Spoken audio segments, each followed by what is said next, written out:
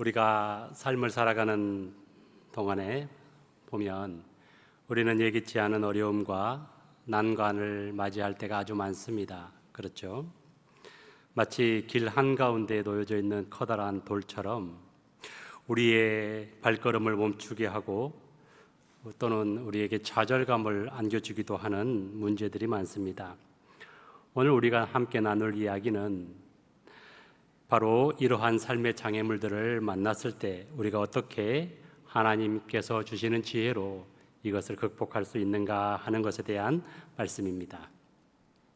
여러분들도 아마 아시는 이야기일 텐데도 잠깐 말씀드리면, 한 왕이 사람들이 어떻게 하는가 보자 하고 길 한가운데에 커다란 돌을 놓았다라고 하는 이야기 혹시 아시나요? 많은 사람들이 불평을 하면서 그냥 지나갔지만 한 농부가 그 돌을 힘껏 들어서 겨우겨우 치웠더니 그 돌 아래에 금화와 편지가 놓여져 있었고, 그 편지에는 이 돌을 치워주셔서 감사합니다, 이 금화는 당신의 것입니다 라고 하는 그 이야기, 아마도 여러분들 아실 것입니다. 이것이 바로 하나님의 방식이기도 합니다. 장애물 아래에 축복이 숨겨져 있다는 이야기지요. 이 이야기는 우리의 신앙생활에서도 그대로 적용할 수 있습니다. 우리가 믿는 만군의 주 하나님께서는 이러한 방법으로 우리의 삶을 역사하십니다. 즉, 우리가 삶에서 만나는 모든 장애물들 그리고 난관들은 우연히 그렇게 된 것이 아니라 하나님께서 우리의 성실함과 우리의 믿음을 시험하시고 이를 통해서 영적인 축복을 받을 기회를 주시는 바로 그러한 사건이라는 것입니다. 시련과 어려움이라는 장애물 아래에는 우리를 향한 하나님의 축복, 특별한 선물이 숨겨져 있다는 것을 항상 기억하시기 바랍니다. 오늘 이스라엘 백성들 앞에서도 이렇게 엄청난 장애물이 놓여 있었습니다. 바로 넘실대는 요단강입니다. 구체적으로 이렇게 표현하고 있죠. 추수를 앞둔 시기라고 말합니다. 요단강이 보통은 그렇게 쉽게 건널 수 있는 강이 되기도 하지만 추수, 곡식을 수확하는 시기를 앞둔 요단강은 대략 3월에서 4월경 보리 수확 시기를 말하는데요. 이때의 요단강은 겨울철에 많은 비가 내리고 또는 겨울철에 많은 눈이 내렸을 때 그것이 한꺼번에 녹으면서 이렇게 수량이 엄청나게 많아집니다. 그러면 가끔 제방을 넘치기도 하는데요. 이렇게 폭이 넓게는 약 1km 이상, 이렇게 2km까지도 되어지는 바로 그러한 시기를 말합니다. 즉, 이렇게 힘든 시기에 이스라엘 백성들은 요단강 앞에 도착했다라는 것이지요. 그들 스스로의 힘으로는 이 요단강을 건너기가 참으로 힘이 든 상황입니다. 우리 삶에도 요단강과 같은 문제들이 있습니다. 아이들의 진로 문제나 또는 건강의 문제, 갑작스러운 직장의 위기, 사업장의 위기, 또는 감당하기 힘든 인간관계를 우리가 맞닥뜨렸을 때 우리의 힘으로 어떻게 할 수 없는 상황에 놓이기도 하지요. 그래서 우리는 때때로 이런 문제들 앞에서 멈춰서기도 하고 때때로 이런 문제들 앞에서 좌절하기도 합니다. 여러분들은 그럴 때 어떻게 반응하십니까? 불평하면서 그냥 그렇게 지나치십니까? 아니면 믿음으로 돌파하십니까? 절망적인 상황 속에서 하나님께서는 이스라엘 백성에게 말씀하십니다. 하나님께서 이 절망적인 상황에서도 길을 열어주시고 심지어 그 사건을 기록해 하심으로써 우리에게 세 가지의 교훈을 남겨주십니다. 그 세 가지의 교훈 중에 첫 번째는 무엇이냐? 하나님께서는 기다리라라고 말씀하십니다. 본문 1절에서 3절까지 쭉 보면 이스라엘 백성들은 요단에 도착했습니다.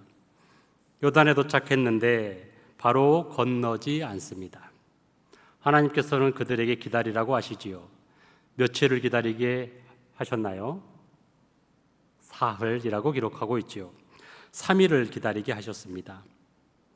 이것은 단순하게 그냥 시간이 지연된 것이 아니라 믿음을 가다듬는 시간입니다. 하나님의 때를 배우는 훈련이라는 것입니다. 이스라엘 백성들은 출애굽하기까지 그들이 애굽에 들어가서 400년의 시간을 기다렸습니다. 고통 속에서 노예살이를 하면서 기다렸습니다. 그리고 겨우 출애굽을 하고 나서도 40년이라는 시간 동안 광야에서 그들은 먹고 마시는 문제, 또 대적과의 싸움, 또 질병, 그리고 신앙 문제 등으로 인해서 그들은 고통받으면서 가나안 땅, 이제 그곳이 바라보이는 앞까지 왔습니다.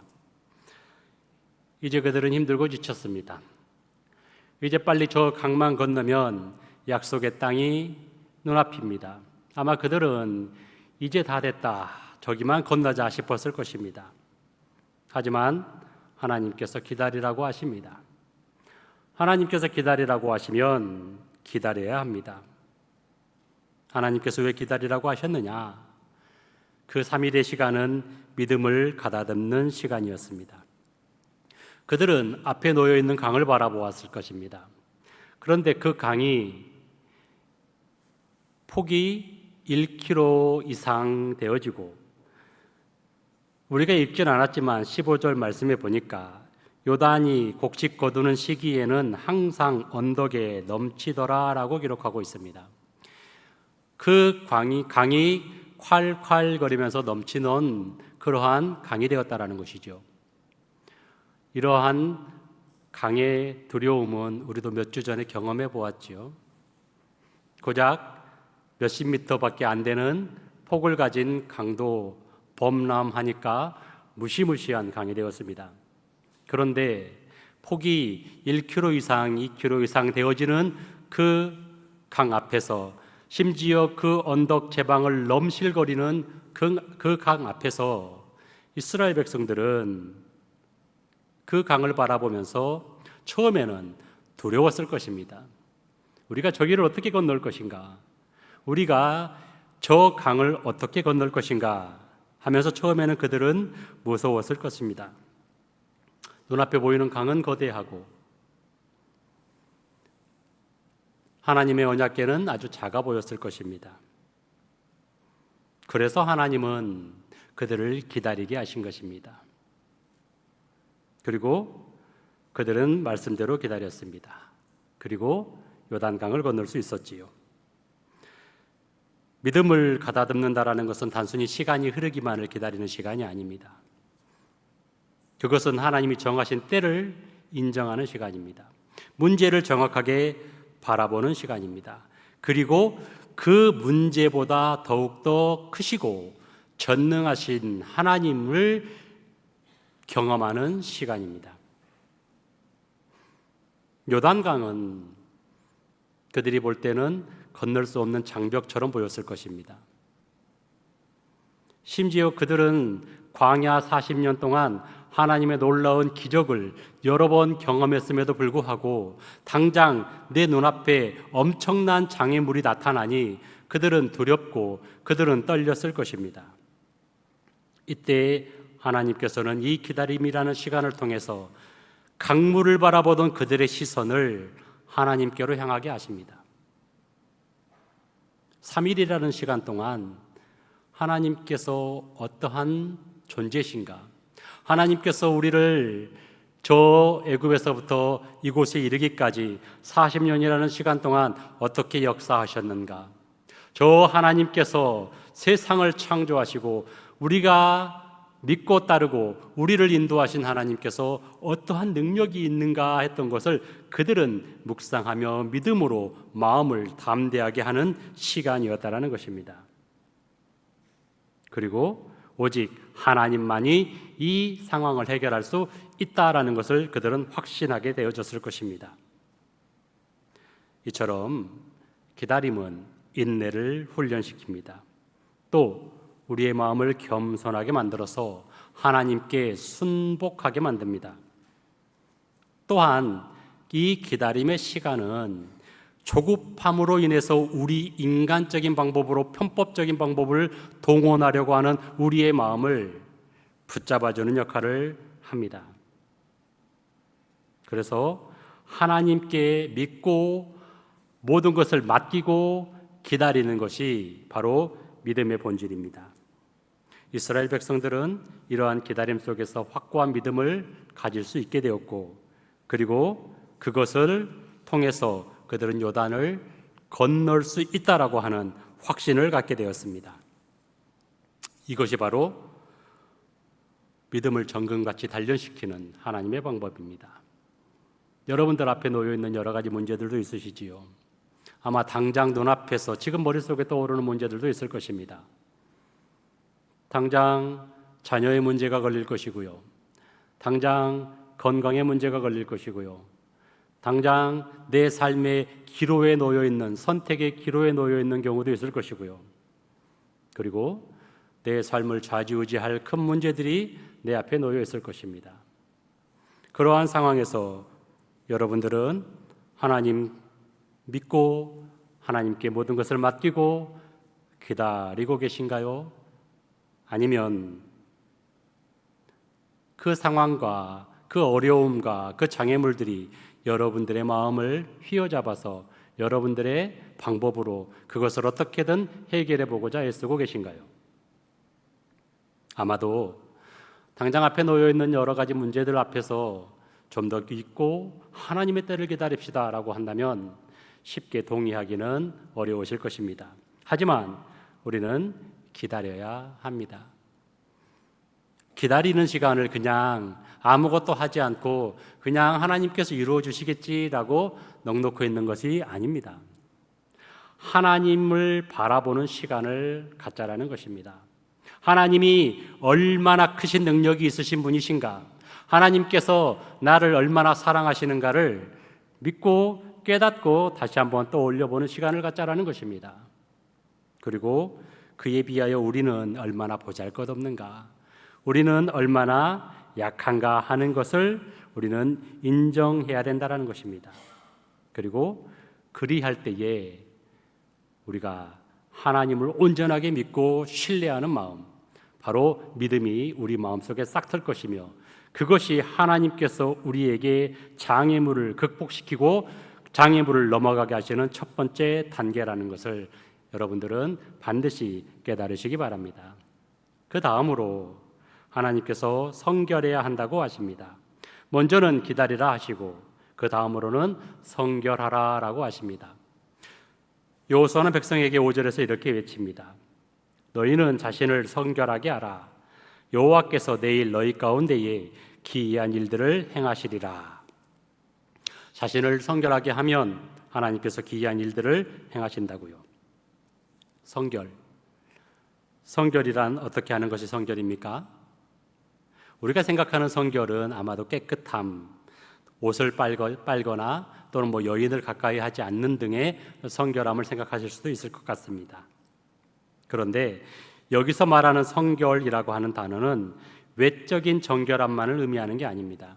성경에서 말하는 성결 또는 정결이라는 단어가 두 가지가 나오는데요. 대표적으로 하나는 카도시, 여러분들도 잘 아는 카도시라는 단어입니다. 거룩한, 구별된 이라는 뜻이죠. 또 하나는 타호르라는 단어입니다. 타호르. 이것은 깨끗한, 정결한 이라는 뜻을 가지고 있습니다. 근데 여기서 말하는 성결이라고 하는 단어는 카도시라는 단어가 쓰였습니다. 즉 하나님께서 거룩하신 것처럼 너희도 거룩하라. 그리하면 여호와께서 내일 너희 가운데에서 기이한 일들을 행하시리라라는 그러한 말씀입니다. 조금 어려운가요? 쉬운 말로 설명드리면 이렇습니다. 우리가 중요한 손님이 집에 온다면 여러분들은 어떻게 하십니까? 청소하지요. 그거와 같습니다. 성결하게 한다라는 것은 하나님께서 나의 마음속에, 하나님께서 내 삶 속에 이루어 주셔서 임하셔서 거대한 일들을 행하실 때 내 마음을 깨끗하게 청소하는 것, 그것이 성결입니다. 하나님께서는 큰 일을 행하실 때 특히 성결을 요구하셨어요. 출애굽기 19장에 보면 하나님께서 모세와 시내산에서 계약을 맺으실 때 성결하라라고 말씀하셨습니다. 또 마찬가지로 요단강을 건넌 후에 그들이 가나안을 정복하게 되어질 때, 여리고 성을 정복할 때에 너희는 성결하라라고 하십니다. 하나님께서는 큰 일을 하시면서 하나님께서 개입하셔서 나의 삶의 문제를 해결해 주실 때 하나님께서 항상 요구하셨던 것이 무엇이냐? 바로 성결하라라는 것입니다. 우리 삶에서 성결이란 어떤 삶이 되어질까요? 그런 것이 되어질 것 같습니다. 우리는 스마트폰을 많이 사용합니다. 자주 사용합니다. 스마트폰은 물론 유용합니다. 우리에게 많은 지식을 전달해 주기도 합니다. 그런데 가끔은 스마트폰을 너무 많이 보는 바람에 말씀에 집중하지 못하는 때도 많습니다. 잠시 스마트폰을 내려놓고 하나님의 말씀에 집중하는 것이 바로 성결일 것입니다. 또 비방하는 말, 험담하는 말, 거짓말, 불평하는 말, 부정적인 말들을 줄이고 축복하는 말, 격려해 주는 말, 남들을 세워주는 말을 통해서 우리는 언어의 성결을 우리는 이룩할 수 있을 것입니다. 또 미워하던 마음 내려놓고 다른 사람을 용서하고 화해하는 이런 마음은 아마 관계의 성결일 것입니다. 즉 하나님이 보시기에 하나님의 자녀로서 하나님의 성품을 닮아가는 거룩한 삶이 우리의 삶 가운데 있어야 하나님께서 나의 삶에 개입하셔서 하나님께서 이 문제를 해결하여 주신다라는 것입니다. 그러니 정말로 내 삶에서 어려운 문제들이 술술 풀려나가고 해결되길 원하신다면 하나님 닮은 삶으로서 거룩하게 성결한 삶을 살아내시기 바랍니다. 그러하시면 우리를 사랑하시는 하나님께서 우리의 삶에 놓인 장애물들을 넘어가게 하실 것입니다. 그리고 마지막으로 하나님께서 먼저 앞서 가셔야 합니다. 여호수아는 제사장들에게 이렇게 명령하지요. 언약궤를 메고 백성에 앞서 건너라. 언약궤는 하나님의 임재를 상징하지요. 하나님께서 앞서 가시고 우리는 그 뒤를 따라가자라는 것입니다. 4절에 보면 이렇게 나옵니다. 언약궤와 백성 대열 사이의 거리를 어느 정도로 띄우라고 나오나요? 2000규빗쯤이라고 그러죠. 이제 우리 성도분들은 잘 아실 것입니다. 한 규빗이 어느 정도의 거리를 말하는 것인지요. 손끝에서부터 팔꿈치까지의 거리, 보통은 제 팔로는 한 35cm 정도 되겠죠. 키 큰 사람 같은 경우는 한 40cm 정도. 그렇다면 2000규빗 정도라고 봤을 때 이 정도의 거리는 대략 한 900m 정도를 띄우라고 이야기하십니다. 왜 이렇게 거리를 두라고 하셨을까? 몇 가지 이유가 있는데요. 첫 번째 이유는 하나님은 거룩하시기 때문에 하나님의 임재를 상징하는 이 언약궤와 너무 가까이 하지 말라라는 것입니다. 적당한 거리를 두라라는 것입니다. 하나님을 그만큼 경외하고 두려워하라는 것입니다. 그리고 또 하나는 뭐냐? 백성들이 멀리서도 하나님의 언약궤를 바라볼 수 있도록 거리를 두라라는 것입니다. 너무 가까이 붙어 있으면 언약궤가 보이지 않지요. 언약궤가 어디로 가는지도 잘 모를 것입니다. 그런데 대략 약 1km 정도 앞서가게 하라라고 한다면, 특히나 강이라고 한다면 양쪽 제방은 높고 아래쪽은 낮을 것이에요. 그렇죠? 그렇다면 하나님의 언약궤가 먼저 걸어가서 대략 1km 정도 가는 데까지 하나님의 언약궤를 위에서 다 내려다보고 있을 것입니다. 그 언약궤가 어떻게 나아가는지, 강물이 그 언약궤 앞에서 어떻게 멈추는지를 위에서 보라라는 것입니다. 그리고 그 언약궤 뒤를 따라서 걸어간다면 그 요단강을 건널 수 있다라는 것입니다. 하나님께서는 4절에서 이렇게 분명히 말씀하고 계시지요. 그리하면 너희가 행할 길을 알리니 라고 말씀하십니다. 사람들은 요단강에 대해서 잘 모릅니다. 이스라엘 백성들이 이 요단강을 건너본 적이 없습니다. 그렇지만 하나님께서는 아십니다. 하나님께서는 이 요단강의 모든 것을 속속들이 아십니다. 그뿐입니까? 하나님께서는 세상을 만물을 창조하셨기 때문에 하나님께서는 모든 것을 아십니다. 그러니 하나님께서 가는 길을, 그 뒤를 따라서 가야 성공적으로 여정을 완수할 수 있게 될 것입니다. 우리는 어떻습니까? 우리는 하나님의 뒤를 따라가고 있는 것 같습니까? 아니면 내가 먼저 앞서가고 있는 것 같습니까?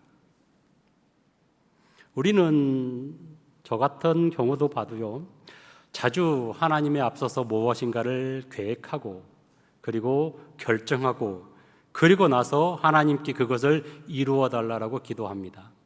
내가 모든 것을 결정해 놓고 하나님 이것을 이루어 주십시오라고 기도합니다. 내가 앞서는 것입니까? 하나님께서 앞서시는 것입니까? 또 때로는 하나님께서 이 거리를 두라라고 하신 것은 하나님을 경외하고 두려워하고 하나님께 너무 말 그대로 하나님을 너무 우리 전라도 표현으로는 대낮게나 여기지 말라라는 것인데, 나는 너무나 하나님을 마치 보물 창고인 것처럼 하나님 이거 해 주십시오, 하나님 저거 해 주십시오 하지는 않는지 한번 돌아보게 됩니다. 하나님을 앞세우는 구체적인 삶은 어떤 삶일까요? 아마 이럴 삶일 것입니다. 뭔가 중요한 결정을 내리기 전에 하나님께 먼저 기도를 하는 것입니다. 내가 즉흥적으로 오늘 이거 해야지, 내일 저거 해야지, 이게 아니라 그 방향으로 결정이 되어졌다 할지라도 하나님께 기도해보고 이것이 정녕 하나님께서 원하시는 길인지 아니면 내가 그냥 원하는 것인지를 우리는 따져 물어야 된다는 것입니다. 예를 들어서 자녀의 진로 문제나 또는 직장의 문제, 내가 다른 직장으로 이직을 해야 되겠어 등등의 문제, 그들의 앞에서 우리는 배우자나 지인과 상의하기 전에 하나님 앞에 그 문제들을 놓고 기도할 수 있어야 된다는 것입니다. 이것이 바로 내가 가고 싶은 길이 아니라 하나님께서 인도하시는 길을 따라가는 삶일 것입니다. 또 어려운 문제에 직면했을 때 그 문제를 해결하기 위해서 하나님의 말씀인 성경 말씀을 찾고 묵상하고 읽으면서 하나님께서 나의 삶을 어떤 방향으로 이끌어 가시는지를 먼저 묵상하면서 하나님의 말씀에 비추어 보면서 하나님께서 인도하시는 대로 따라가는 삶이 바로 하나님을 앞세우는 삶이 될 것입니다. 뭔가 급박한 재정적인 문제 앞에서 인간적인 편법을 잡기보다는 하나님의 말씀 앞에서 정직하게 인내를 배우고 하나님께서 공급하시는 것을 신뢰하면서 살아가는 삶, 이것이 바로 하나님을 앞세우는 삶일 것입니다. 또요, 하나님께서 세우신 영적인 지도자의 권면과 가르침의 귀를 기울이는 삶이 하나님을 앞세우는 삶입니다. 물론 여기서 중요한 것은 분별력은 필요합니다. 영적인 분별력이 없으면 이리 쏠리고 저리 쏠리겠죠. 분별력은 필요합니다. 하지만 전적으로 내 생각만 고집하기보다는 공동체 안에서 영적인 지도자들의 말을 듣고 그들과 함께 소통하면서 교통하면서 하나님의 뜻을 찾아가는 삶, 이러한 삶이 바로 하나님을 앞세우는 삶이다라고 할 수 있을 것입니다. 오늘 우리의 삶을 인도하시고 이끌어 주시는 하나님께서 이 말씀을 통해 다시 한번 기억나게 하십니다. 너희와 그 사이 거리가 2000규빗쯤 되게 하고 그것에 가까이 하지는 말라. 그리하면 너희가 행할 길을 알리니 너희가 이전에 이 길을 지나보지 못하였음이니라. 아멘. 하나님께 맡기고 그분의 인도하심을 신뢰하며 따라가는 것이 저와 여러분들의 길이 되기를 바랍니다. 우리 사랑하는 신안의 여러 성도 여러분, 우리도 요단강 앞에 놓여 있습니다. 우리도 이스라엘 백성들이 요단의 어디가 높고 어디가 낮은지를 몰랐던 것처럼 우리에게도 내일이라고 하는 요단이 놓여져 있습니다. 우리는 내일 무슨 일이 벌어질지 모릅니다. 그 길 앞에 갑작스러운 어려움이 닥쳐올지, 그 길 앞에 나를 쓰러지게 만들 만큼의 거대한 돌과 같은 장애물들이 놓여 있을지 우리는 내일 일을 알지 못합니다. 아무리 세상을 오래 살고 현명하고 지혜롭다 할지라도 당장 내일 닥칠 일을 우리는 알지 못합니다. 하지만 오직 하나님께서는 아십니다. 그러니 우리는 하나님을 신뢰하면서 하나님을 우리의 앞에 두고 하나님을 따라서 걷는 삶을 살아내야 할 것입니다. 그리한다면 하나님께서는 분명히 그 아들을 독생자 예수 그리스도를 우리에게 내어주시기까지 우리를 사랑하신 하나님께서는 반드시 저와 여러분 앞에 놓여있는 장애물들과 여러 삶의 문제들을 극복하게 해주실 것입니다. 오늘 이 말씀들을 세 단어로 정리해 보겠습니다. 첫 번째는 기다리라, 그리고 성결하라, 그리고 마지막으로 하나님을 앞세우라. 이것이 요단강 앞에서 승리하는 하나님의 전략입니다. 여러분 삶에서의 요단강은 무엇입니까? 각자가 놓여 있는 환경은 다를지언정, 그것이 얼마나 거대하게 느껴질지언정 하나님 앞에서는 그것이 참으로 작고 보잘것 없을 것입니다. 그러니 오늘도 믿음으로 기다리시기 바랍니다. 하나님이 얼마나 위대하시고 하나님께서 얼마나 여러분들을 사랑하시는지 믿음을 단단하게 그리고 믿음을 공고하게 하는 시간을 가지시기 바랍니다. 그리고 우리의 삶을 성결하게, 하나님 닮아가게, 거룩하게 구별하여서 하나님이 원하시는 삶을 살아내시기 바랍니다. 그리고 하나님 앞에 나와 엎드려 기도하면서 하나님 나의 삶을 인도하여 주시옵소서, 하나님께서 가장 선한 길로 이끌어가 주신다면 제가 그 길에 만족하며 하나님께 감사 찬양을 올리겠습니다 라고 하는 하나님을 앞세우는 신앙으로 여러분들이 행하신다면 하나님께서는 기이한 일들을 여러분들 삶 가운데 펼치실 것입니다. 물이 100도가 되어야 끓듯이 하나님의 역사는 기다림과 성결 그리고 하나님을 앞세우는 신앙이 온전할 때, 온전히 준비될 때 비로소 일어납니다. 그 마지막 일도, 마지막 한 걸음까지 포기하지 마시기 바랍니다. 기다리되 믿음으로 기다리고 성결함을 지키며 하나님을 앞세우시기 바랍니다. 그리하면 하나님께서 우리 앞에 놓인 요단강 같은 장애물을 넘어가게 하실 것입니다. 부디 하나님께서 여러분의 내일을 책임지시고 반드시 승리케 하셔서 날마다 승리하는 삶을 살아가시기를 주님의 이름으로 간절히 축원합니다.